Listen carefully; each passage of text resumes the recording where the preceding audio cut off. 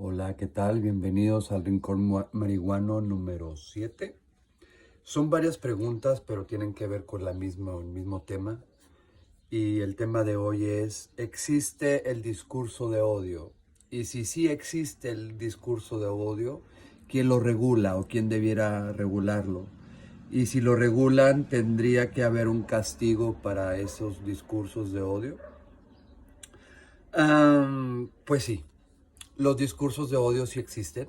Los discursos de odio son todos aquellos discursos que discriminan o que violentan o que agreden a otras personas a través del discurso, independientemente de su color de piel, de su orientación sexual, de su género, de su sexo, de lo whatever, ¿no? Cuando existe un discurso de odio es todo aquel que tiene esa carga para poder estar en contra de lo que está criticando, de lo que está hablando, ¿no? Y cuando se utilizan estas palabras ofensivas, cuando se utiliza esta forma despectiva de hablar de estas personas a las que no estás de acuerdo, pues se vuelve un discurso de odio. El problema es que ese discurso de odio, por lo general, ha llevado a crear crímenes de odio. Sí es un tema importante, sí es un tema delicado y creo que es un tema que no debiera llevarse todavía a la cuestión legal como castigo, ¿no? Porque no sirve absolutamente de nada.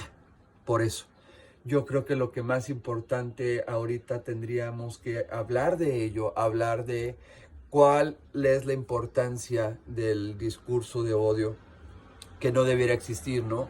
Y la manera no es de castigarlo para que desaparezca, sino la manera es de no permitir que si la gente va a hablar en contra, que si la gente va a emitir un discurso de odio, entonces no admitirle en los trabajos, no admitirle en las agrupaciones en las que puedan estar, no, sí censurar esas cuestiones en sus redes sociales, porque no está bien, simplemente por sentido común no está bien. Eso no es libertad de expresión, ¿no? Cuando tú utilizas las palabras, el discurso para chingarte a otra persona, para hablar mal de la otra persona, para realzar los defectos que tú le ves, no que tengas, sino que tú le puedas ver, eso se vuelve un discurso de odio, ¿no? Y no se vuelve una libertad de expresión. Esa no es libertad de expresión.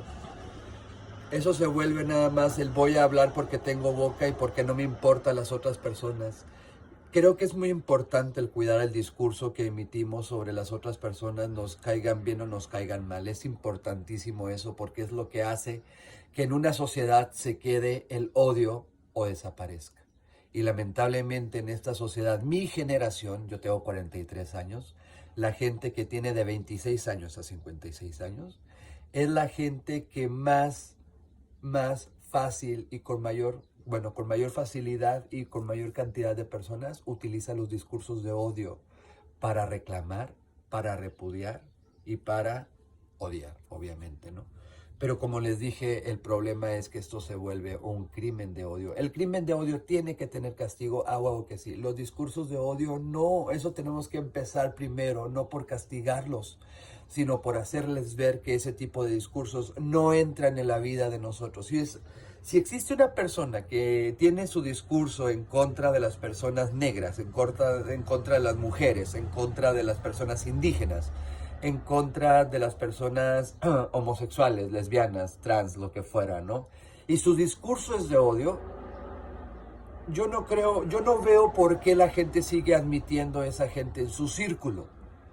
Creo que de nosotros depende y nos queda la gran responsabilidad de cada vez que escuchemos o leamos un discurso de odio, no necesitamos reclamar absolutamente nada, no es necesario. Es hacer, con tus discursos no entras, ¿no? Y no entras en mis muros, no entras en mis redes sociales, vaya, no entras tampoco en mi casa, ¿no?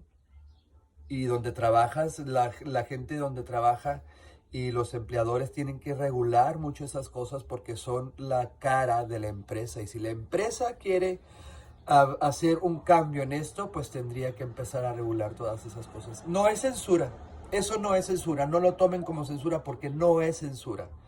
Esto es civilización.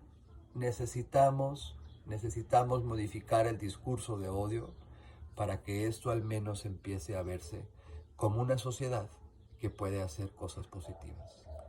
Hasta aquí, espero que les haya servido de algo y por favor no tiren tanto hate. Y pues fúmense un churrito. Yo continúo. Nos vemos.